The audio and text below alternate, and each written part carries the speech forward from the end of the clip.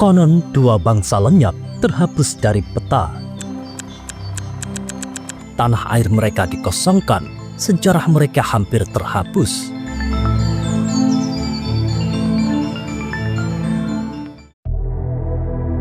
Tersembunyi jauh di pegunungan Kaukasus Utara, terdapat sebuah tempat yang jarang dikenal di Rusia. Salah satu republik muslim yang paling terabaikan di negara itu. Ketika kebanyakan orang memikirkan republik muslim di Kaukasus, nama-nama seperti Dagestan, Chechnya, atau Ingushetia biasanya terlintas dalam pikiran banyak orang. Tetapi wilayah ini adalah rumah bagi banyak bangsa muslim lainnya yang kisahnya jarang mendapat sorotan. Karachay-Chirkisia, tanah ini bukan sekedar hamparan gunung bersalju dan lembah hijau, tetapi juga rumah bagi bangsa-bangsa tua yang menyimpan sejarah panjang tentang iman, perjuangan, dan keteguhan hidup. Pada tahun 2014, selama 17 hari, 88 negara bermain ski menuruni pegunungan bersalju yang indah ini. Namanya Bukit Merah. Nama yang cukup ironis untuk gunung bersalju putih. Tetapi di balik nama itu terdapat makna gelap yang dalam. Bukit ini adalah rumah bagi penduduk asli yang mayoritas beragama Muslim, yang telah ada di sini sejak sejarah tercatat. Bukan hanya bukit atau kota, tetapi seluruh wilayah, dan masa lalu orang-orang ini hampir semuanya lenyap karena bukit ini. Hanya beberapa persen yang bertahan yang telah berkembang hingga saat ini. Sekitar 150 tahun yang lalu, penduduk asli Muslim yang menghilang dari bukit ini mencoba kembali ke rumah mereka. Tetapi mereka diserang dan pertempuran terjadi yang berakhir dengan pembantaian. Dari darah yang tertumpah, bukit itu mendapat nama Bukit Merah. Acara olahraga direncanakan akan diadakan di bukit yang sama ini pada peringatan ke-150 pembantaian tersebut. Komite Olimpiade tidak menyebutkan hal itu, baik diketahui maupun tidak diketahui oleh para pemain ski dan snowboard. Mereka sedang berlomba menuruni bukit yang berlumuran darah dengan kuburan massal. Tawa bergema di udara dingin, bendera berkibar, medali berkilauan. Inilah semangat Olimpiade. Namun di bawah salju, di bawah sorak-sorai, terdapat keheningan yang mengenang. Orang-orang yang telah lama terlupakan tepat di bawah mereka. Siapakah orang-orang ini? Mereka disebut orang Chirkisia, dan kisah mereka sungguh tragis. Sebuah kisah yang sangat traumatis tentang orang-orang yang telah ada selama ribuan tahun. Orang-orang yang sebagian besar memeluk Islam dan telah mempengaruhi banyak sejarah Islam. Chirkisia adalah penduduk asli Kaukasus. Selama berabad-abad mereka hidup di sini dalam harmoni dengan tanah, menyebut lembah-lembah ini suci, puncak-puncaknya sebagai penjaga leluhur. Orang-orang kuno menulis legenda puitis tentang orang-orang Chirkisia yang tinggi, tampan, dan gadis-gadis cantik dan anggun di pegunungan Kaukasus yang eksotis.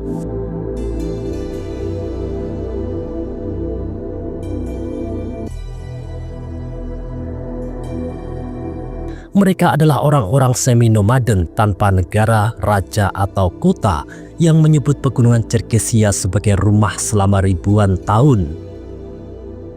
Orang Yunani kuno menganggap mereka sebagai prajurit yang tangguh dan penunggang kuda yang terampil. Budaya prajurit mereka membuat mereka sangat efektif di medan perang. Beberapa kekaisaran dan dinasti menggunakan mereka sebagai tentara bayaran untuk berperang. Terlepas dari nilai-nilai budaya mereka yang kuat, orang-orang Chirkisia dari abad yang berbeda telah menganut berbagai kepercayaan, mulai dari animisme dan sihir hingga Yudaisme dan Kristen, sampai cahaya Islam datang kepada bangsa Chirkisia. Islam pertama kali mencapai wilayah Chirkisia melalui kontak tidak langsung, bukan penaklukan. Sejak abad ke-7 dan seterusnya, Fase Islamisasi yang signifikan terjadi antara abad ke-15 dan ke-18, didorong oleh interaksi berkelanjutan dengan Kekaisaran Ottoman dan Kakanan Crimea. Sultan Ottoman Murad IV secara aktif memerintahkan orang-orang Crimea untuk menyebarkan Islam di antara orang-orang Kirgizia.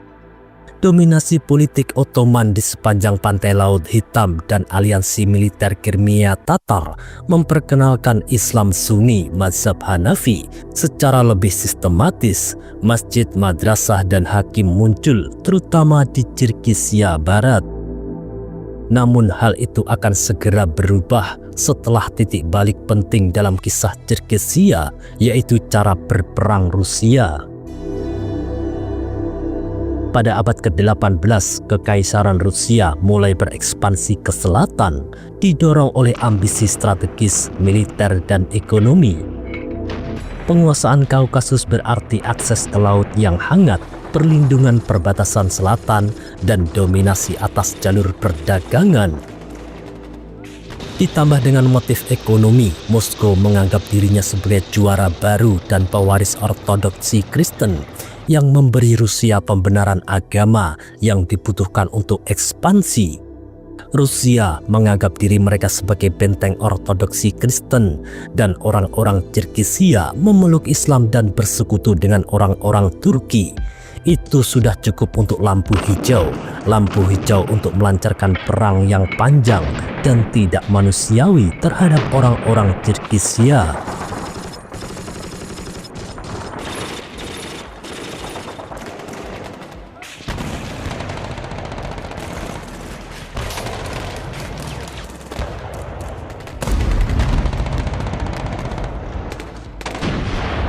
Perang Rusia-Kirgizia adalah salah satu konflik terpanjang dan paling menghancurkan di Kaukasus abad ke-19, berlangsung kira-kira dari tahun 1763 hingga 1864. Perang ini menandai ekspansi kekerasan Kekaisaran Rusia ke Kaukasus Utara dan penghancuran sistematis Kirgizia.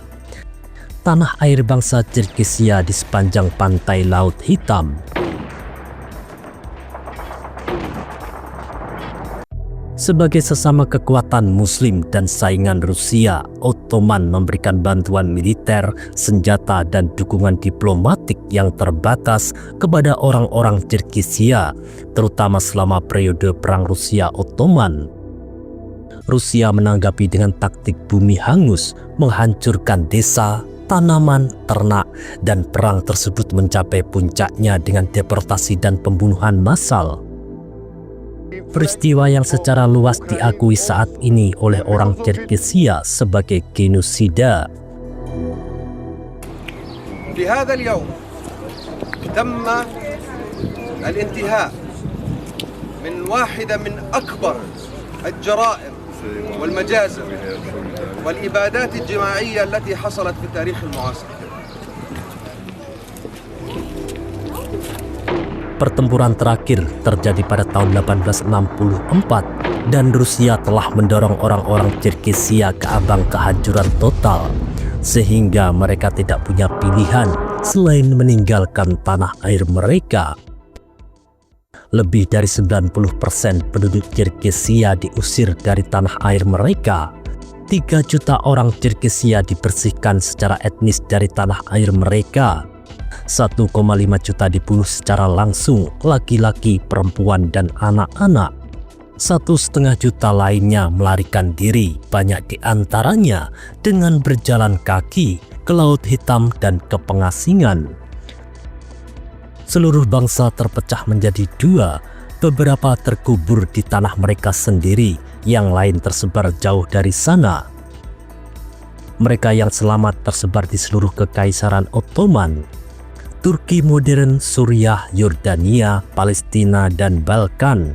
Seluruh budaya tercabut dari akarnya dalam semalam. Ini bukan angka di atas kertas, ini adalah desa-desa yang dikosongkan, keluarga-keluarga yang hancur, dan bangsa yang tercabut. Pada tahun 1878 hanya 3% yang tersisa dan bertahan hidup di Kirgizia hingga saat ini. arsip Ottoman mendokumentasikan kedatangan lebih dari 1 juta imigran dari Kaukasus pada tahun 1879. Mereka mencatat bahwa hampir setengah dari mereka ditemukan sekarat di pantai Laut Hitam karena penyakit. Itulah kisah orang Cherkessia, namun tetangga mereka, orang-orang Karachay, tidak sepenuhnya diusir pada abad ke-19, tetapi mereka tidak terhindar dari tragedi. Setelah penaklukan Rusia, tanah Karachay diserap ke dalam pemerintahan kekaisaran.